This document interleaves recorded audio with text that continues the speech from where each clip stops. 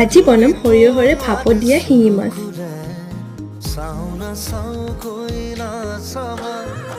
মনক বুজাই কিদৰে থওঁ তুমিনো বুজিবা মনক বুজাই কিদৰে থওঁ তুমিনো বুজিবা কাজলি তোমাৰ চকুৰে চাওঁ নাচাওঁকৈ নাচাবা